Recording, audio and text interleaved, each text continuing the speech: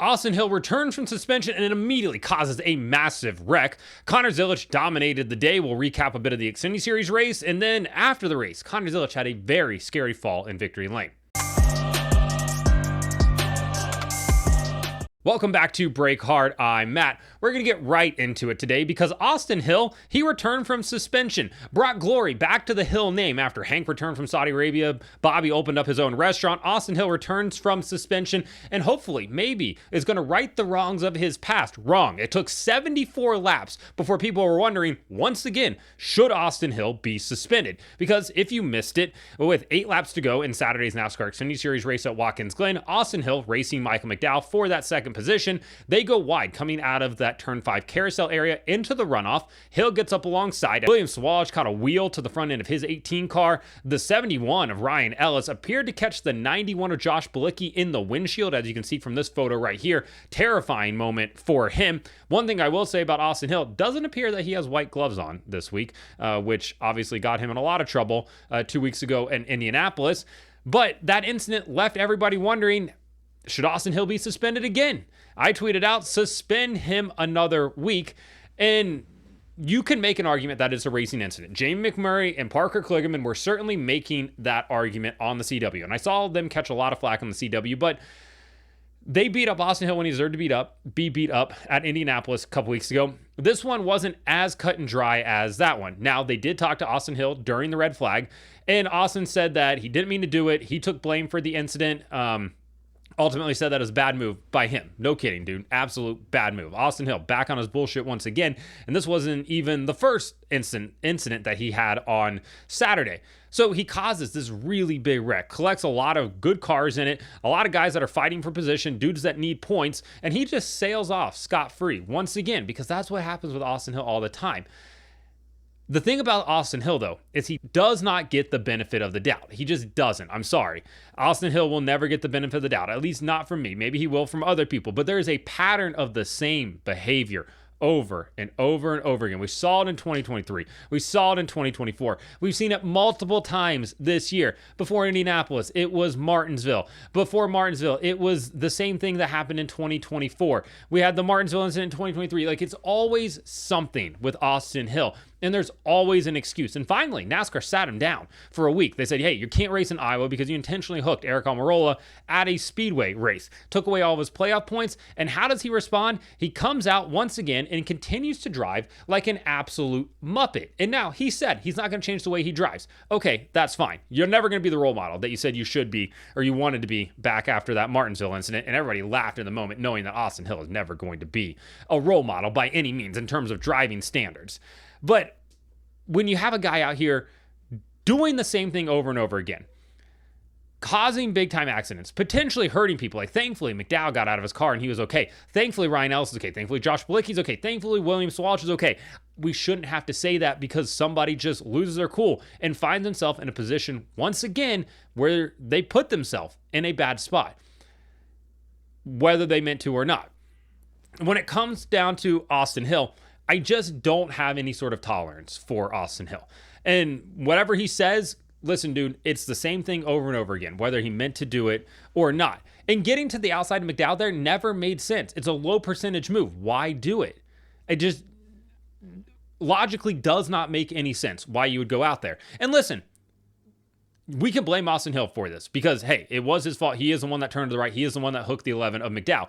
Ultimately, though, we should look at NASCAR. We should look at ISC and be like, why is there so much runoff right here? Because the perfect way to make sure that incidents like that don't happen is to have a gravel trap right there, like we used to have back in the day, where they can't run super wide off the racetrack. You have a gravel trap there, guess what? They can run all the way over to the curb. If they go any further, it's self-policing. You're going to lose time. You're going to either get stuck in the gravel or you're going to slow down a lot. You're not going to have guys running super wide right there.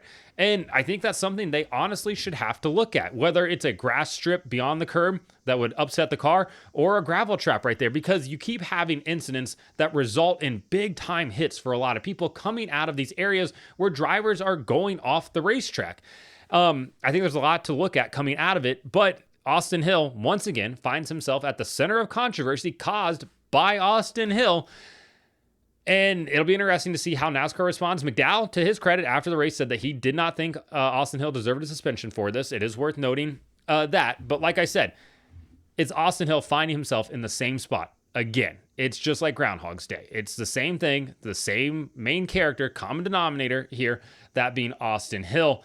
And it's frustrating to watch because I don't have any tolerance for the poor driving standard that, exists at times with some people in the Xfinity series.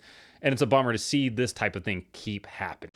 Let's talk about the Xfinity Series race a little bit because it was a pretty entertaining race, all things considered. Connor Zilich wins the race, leads 60 of 82 laps, dog walks the field. SVG really didn't have anything for him. We did have a great race between the two of them, though. To recap the first stage, Justin Allgaier wins the stage because Zilich flips it. Stage number 2, Zilich wins the stage.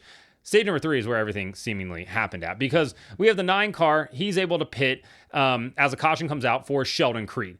Creed just got destroyed by Parker Retzloff. The Zell Zero is just facing the wrong direction, heading into turn 6. Just every corner of that car was absolutely damaged. It was bizarre. And then Sheldon's over the radio sounding like a possessed banshee at one point. I'm not sure what happened there, but he seemed to just absolutely glitch out for a couple of seconds. That sets up, SVG had already pitted. So, okay, cool. He cycles back to the lead. Then you have Connor Zilich. He's got to come through the couple cars, maybe like 6 or 8, however many it was where he restarted at. He kind of gets sandwiched going up to the S's on the restart and ultimately finds his way up there. He's racing the 9 car of SVG. They're racing really hard. They had a great battle going between the 88 and the 9. Teammates over at JRM, Trackhouse teammates next year as well. And Austin Hill finds his way into the battle, but doesn't get involved, shockingly, doesn't get involved in this one. But we have an incident where the 88 of Zilich goes really wide in turn 6 into that runoff area, once again, where NASCAR doesn't police track limits. And then as he's going to come back on the racetrack, he comes back on the racetrack and just clips the 9 car of Shane Van Gisbergen and sends him hard into the turn 7 barriers. As you can see from the video, as you can see from the photo, you'll see in just a second, big impact for SVG. Like I said, a lot of damage. There's a lot of damage on that 00 of Sheldon Creed. There's a lot of damage on that 9 car of Shane Van Gisbergen. Ultimately, for me, it was a racing incident. There's a number of factors here. One, if you didn't have all that runoff area, you don't have this incident coming back on the racetrack. So maybe that's something to explore.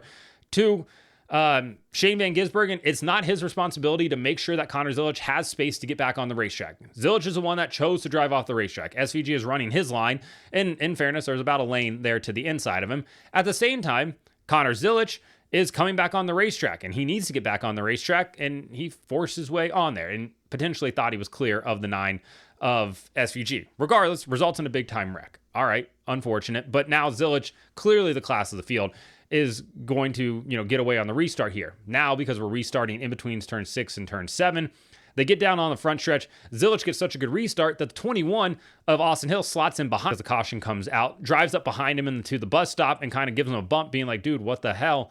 And Austin Hill comes over the radio and he was like, was I being pushed down in the corner? Basically gaslighting himself to convince himself that he did nothing wrong, which he very clearly did. Nobody pushed him into the corner. He just ran into the 88 of Zilich because that's what Austin Hill does. He runs into people. He runs into things. That's all he's ever done.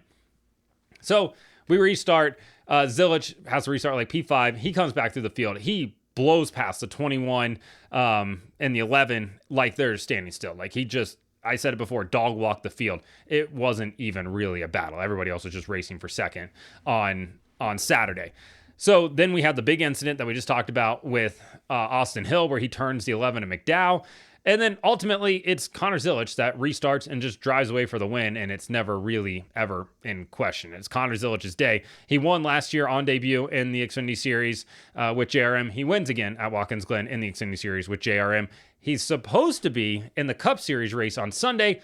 And I say supposed to be because in his post race, gets to victory lane, gets out, he's standing on the window, throws his water around, and when he goes to jump down off the window, his foot slides inside the car, and he topples down onto the pavement there, smashing his shoulder head area into the ground, and then just laid on the ground motionless. The CW quickly cut away from that.